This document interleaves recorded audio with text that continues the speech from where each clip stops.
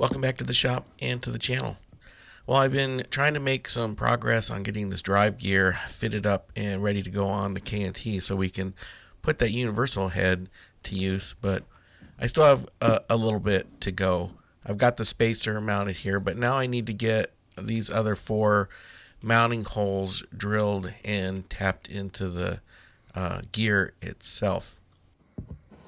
And then at some point, I need to turn my attention over here onto the back and figure out exactly how I'm going to deal with the drive dogs I need here that actually drive this gear from the 40 taper and the spindle.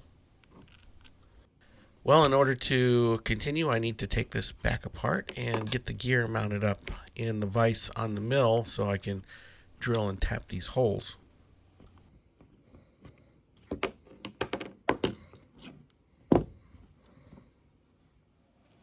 Well, I have a couple of shop-made parallels I got out of a tool chest I bought probably 2 years ago.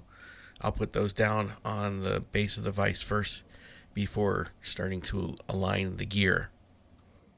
I won't need to crank down on this vise very hard. There won't be any side milling forces here. These are all going to be, downward forces. I've got these marks where I want the holes to be, and I want to get close just to give myself some, assurance that I've got the math correctly.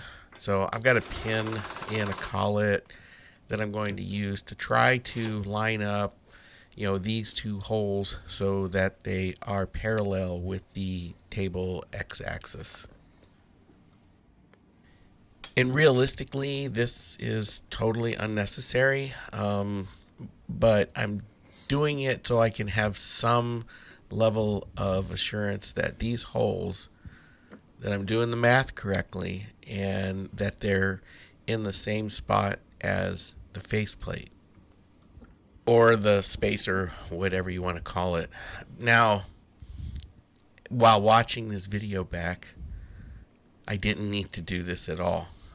The only reason why I'm doing this is, again, did I do the math correctly? And it's really about the trigonometry and where these holes are supposed to line up.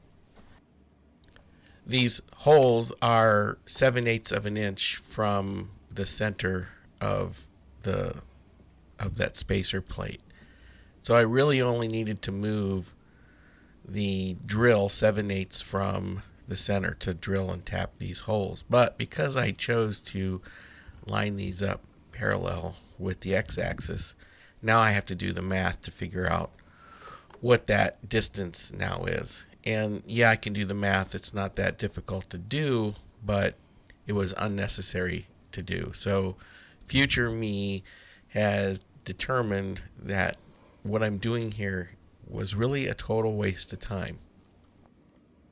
And I'm only leaving it in here and somewhat wasting your time and watching me do this so that maybe somebody else will learn from my short-sightedness. And that's part of the thing that plagues me, is I will often come up with a way of doing something and then I'll rush in to go do it. And had I spent a little bit of time, maybe slept on it and thought about things, I probably would have come up with something that was easier, better, faster, and just overall better machining practices. So I'm learning. Well, all of that I just went through doesn't change the fact that I still need to find the center of the bore. So I'm going to use my Blake coaxial indicator and a collet to locate the center of the bore of the gear.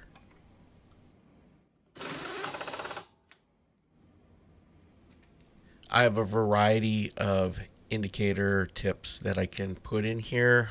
Some are longer, some are curved, but I think for this use case, this short straight one will be fine.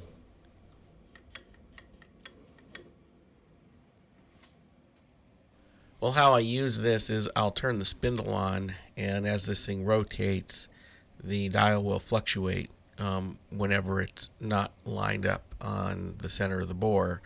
But for starters, I'm going to try to line this up by eye and see if I can't get it at least close before I turn on the spindle. But I think I might be actually at the maximum throw here of the indicator, so I need to make an adjustment.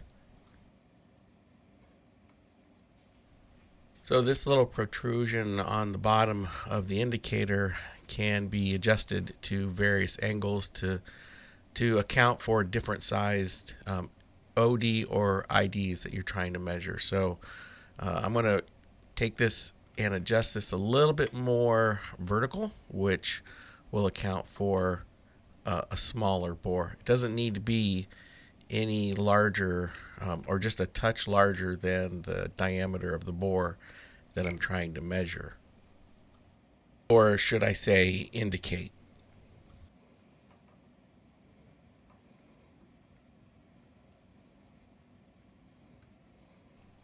Okay, that's a lot better. Again, I'm going to try to line this up a little bit by eye and by using the dial. I'll rotate it, 180 degrees and then adjust an axis of the mill table until, I get them a little bit closer. And then, just to speed things up, I'll turn on the spindle and do this more fluidly.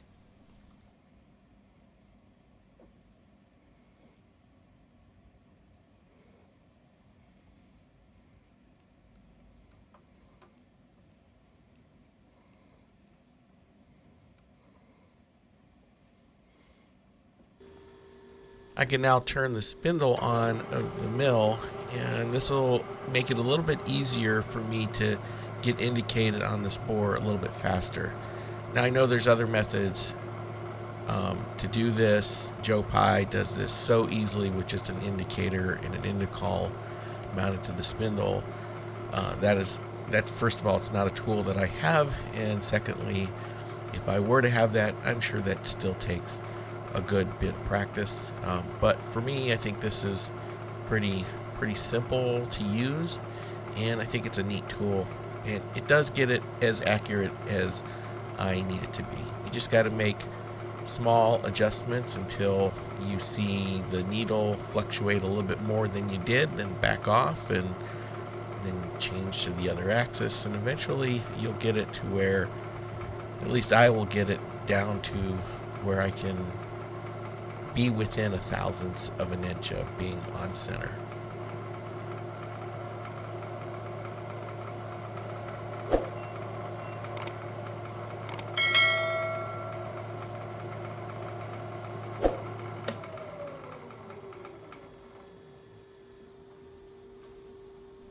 Well, with the bore indicated, I can go ahead and move the spindle over top of the first hole that I need to drill and tap. Well, I have a new Toomey Albrecht keyless chuck in the spindle, 0 to 1/2 inch. I just finished servicing it. I followed Tom Lipton's video from Ox Tools on how to take one of these things apart and clean it and put it back together, and I must say it is a dream. It is really easy to operate, and it grips the drill really tight. And I measured it with a gauge pin, and I don't think I had less than 1/2 of run out. It was probably closer to 2/10 of total run out, indicated run out, an inch below the chuck jaws. So I'm loving this over the Chinese import that I had been using.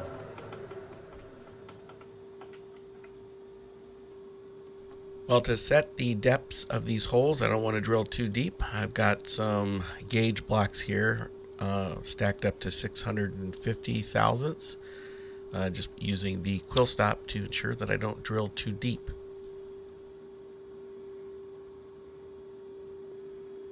And of course, my cutting fluid of choice is Anchor Lube. I've been using Anchor Lube for years, and I do find it to be an extremely effective cutting lubricant. If you let it dry, it can be a little bit messy to clean up, but other than that, it keeps things really cool, and it doesn't stink and smoke like a lot of the darker cutting oils. And I've been using them for years, long before they were a supporter of the channel, and I'm extremely grateful that they have opted to do that. If you want to try out some Anchor Lube, there's a link down in the description to their Amazon store. It's not an affiliate link, that's a link to where you can just pick yourself up some Anchor Lube.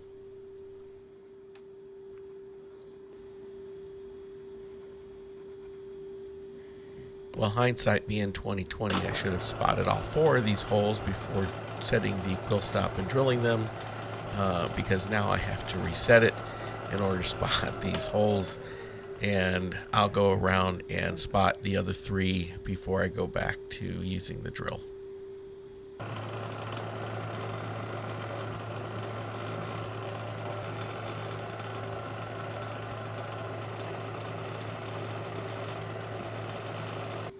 Well, before I switch over to the drill, I'll do a little sanity check here and see, do these holes actually line up, and they look like they do. So I feel comfortable in finishing these things off.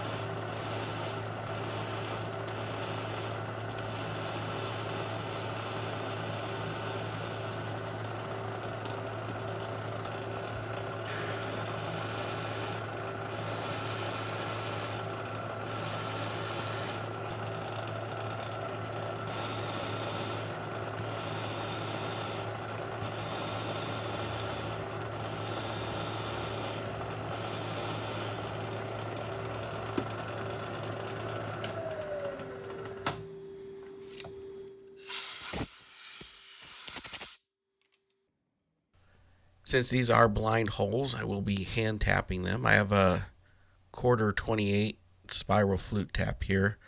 The last thing I want to do is break a tap off in this gear, because I can't easily replace it. I could drill 4 new holes, but what fun is that going to be? So I'm going to take my time here and make sure that I don't put too much force on here, but that I do get these holes tapped as deep as they need to be.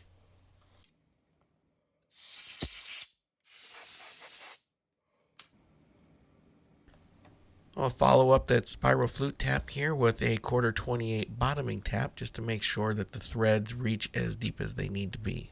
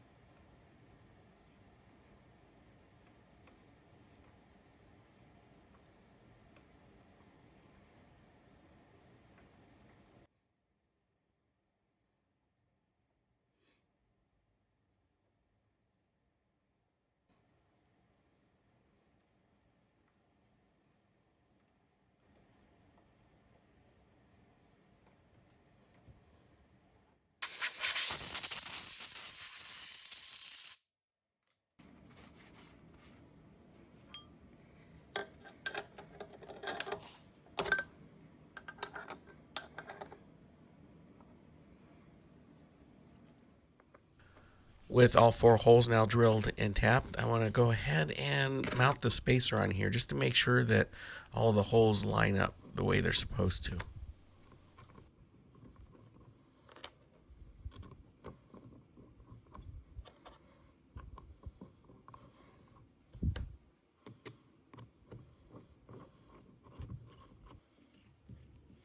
Well, those look really good, so I'll go ahead and put it on the arbor and see how that fits. That should line up with that spacer if I've done everything correctly.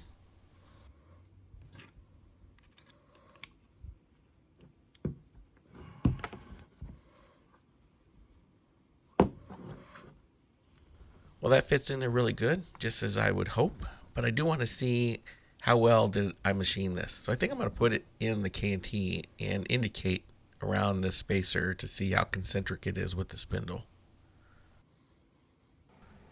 Well, it's not great, but it's not terrible. So it looks like I'm off by about 6 thousandths. And that could change as I assemble, disassemble, reassemble this thing. It's going to come apart many times before I'm actually done. I think once I get it fully assembled, I'm going to Loctite all this together. I think I might set up my tool post in and just skim off the outside of this spacer just to make it concentric.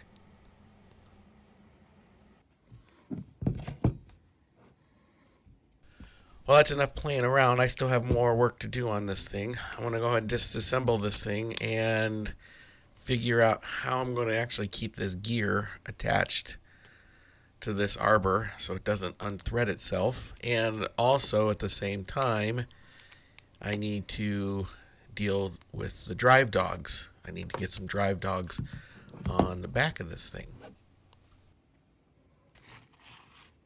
Well, I'm a visual learner, which is why I love YouTube, and I'm a visual thinker. So I want to put a little blue Dykem on the back of this thing just so I can draw on it.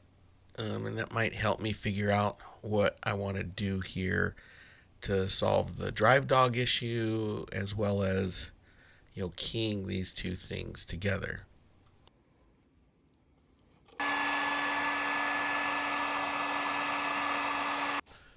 Well, one of the thoughts I had was to machine a keyway in the bore of the gear as well as in the arbor, and then just use a 1/4 inch key to make sure that this gear and arbor stay together as one piece. And I haven't ruled that out completely just yet, but I'm not sure if that's what I want to do, or if I can't maybe kill two birds with one stone with these drive dogs. With the outline of that arbor traced on the back here, I can now see really how much space do I have between that arbor and where the gear teeth start for drive dogs. And do I really have enough space in there to put a drive dog, at least, especially one that's not integral to the gear. I know on the factory drive gear, it's integral to the gear. It's actually machined thicker, and then you just mill away enough here for these little drive dogs, but I'm going to have to attach them. And these really aren't going to be all that big. Even if I take them all the way out to the bottom of the gear, I'm going to have to drill and tap a hole and mount them. And that got me to thinking, what if I were to mill a notch in the arbor and make those drive dogs a little bit longer so that they fit into that notch, and it would act as a key. I wouldn't have to machine a keyway in the arbor or in the bore. So if I were to mill out this little section here and mill it out, as deep as I can get it to the arbor, that becomes my key. And not only that, but I'll have two. I'll have one on each side. That means this drive dog now becomes a little bit longer, and it actually makes it a whole heck of a lot easier to figure out how to mount it to the back of the gear. Well, now the question becomes, how do I mill this notch? Now, this might be the best course of action as far as, driving the gear and having the drive dog, but is this going to be something I'm even going to be able to machine? Well, I thought, can I make some kind of a fixture that I can set this up vertically and mill out this notch? But then that becomes a challenge because I wouldn't be able to get it milled back to the arbor. I think milling it on the horizontal is more doable, but now again it becomes a question of work holding. And I think this piece of tooling is the solution for that challenge. This is a vertical horizontal 5C collet indexing fixture that came out of a hobby machine shop of a machinist that had passed away, and his family liquidated all of his tools and tooling through an auction, and it was right around the corner from where I live. And so I took a look and bid on a few things, and this was something that interested me. I didn't have one. I thought it was cool, so I added it to the collection. Well, as the name suggests, it takes 5C collets, and it's for work holding. But the other thing it can do is index. It's got some detents on a back plate, which allow you to set any stop in 15-degree increments. They can be even or uneven, but in my case, I want them even. So I want to set this up to be, 180-degree stops.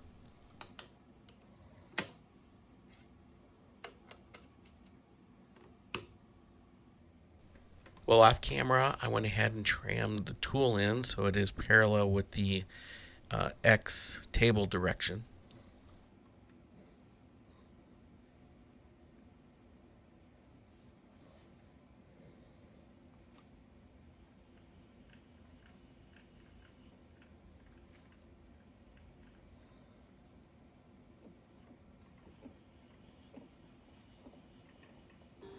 I'll use an edge finder then to locate the center and set the y-axis 0.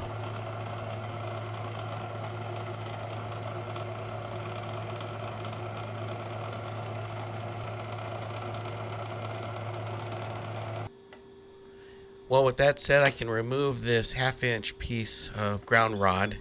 I'll pull out the collet and replace it with a 1-inch collet.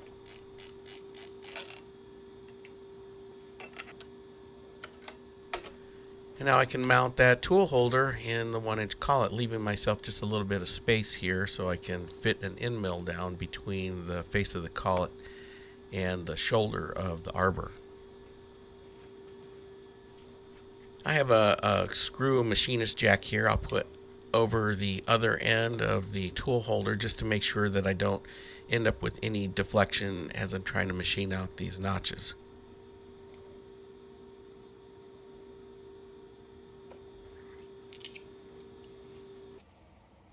Well, before I can mill these notches, I need to figure out how big they're going to be. So I haven't made the drive dogs yet, so we'll take a depth mic here on the face of the spindle, and we'll see just how deep these are, and that should correspond then to the height of the drive dog, which would be the height of the notch. And it looks like these are 5/16 of an inch deep about, so a little more than 300 thousandths.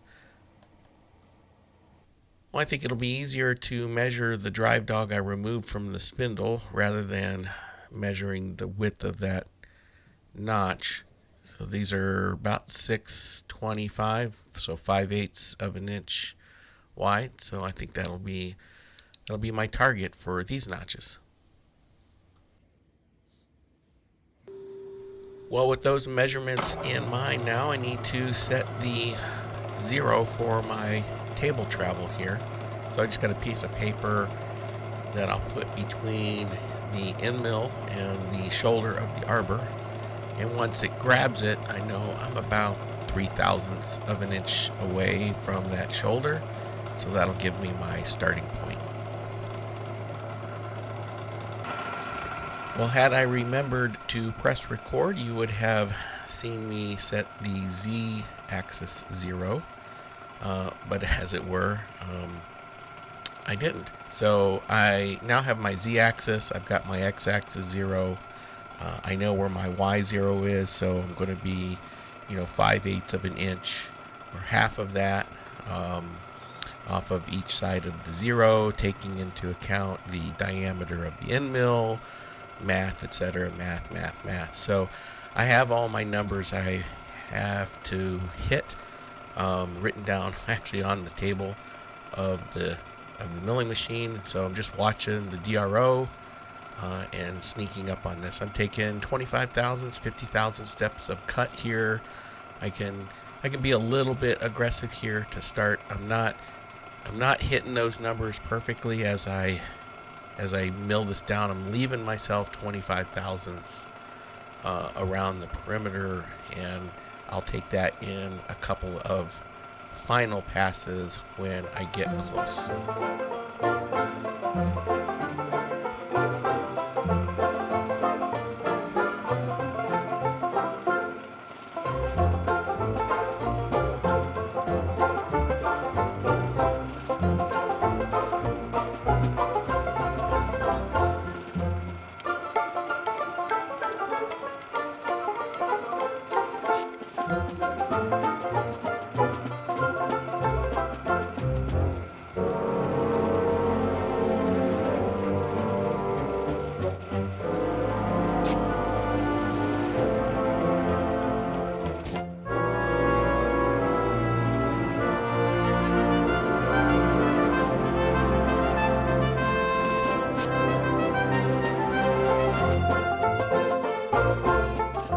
I have a 625 thousandths stack of gauge blocks that I'll use to check this as I go, as I'm getting close, and I still have probably about 50 thousandths to go here.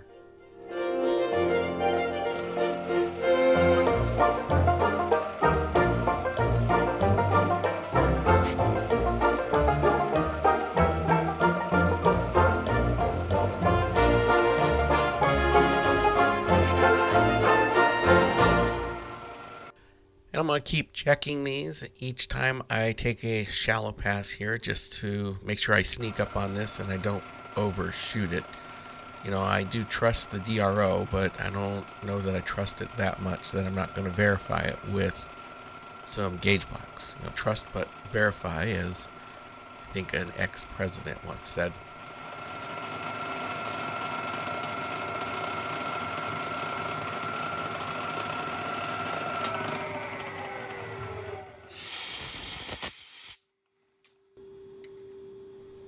Well, I think that's a really good fit. It might be just a little bit looser than what I was shooting for by maybe a half a thousandth, maybe a thousandth of an inch, but it's not, you know, anything that's going to hurt me. I just need to be a little bit more careful maybe on the next one. I'll rotate this part around 180 degrees and do this all again.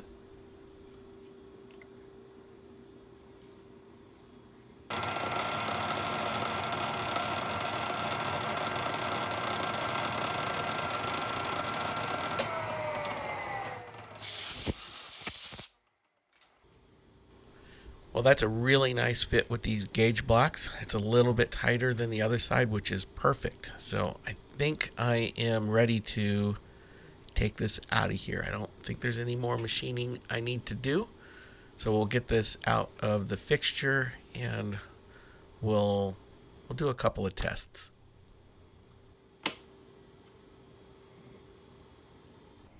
I'm just going to slide this into the spindle just to kind of look at it, you know, visually. Things are looking pretty good. I don't notice anything that is, you know, not where it needs to be. The drive dog looks like it's about to fit in.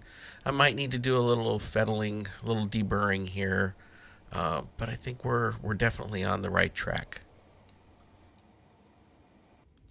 I'll do a little deburring, a little filing here with a needle file. I must say, you know, being able to think about what I wanted to do with these drive dogs and how to key these two pieces together, I'm glad I spent some downtime thinking about it, because I think this is really the right way to do this in my situation.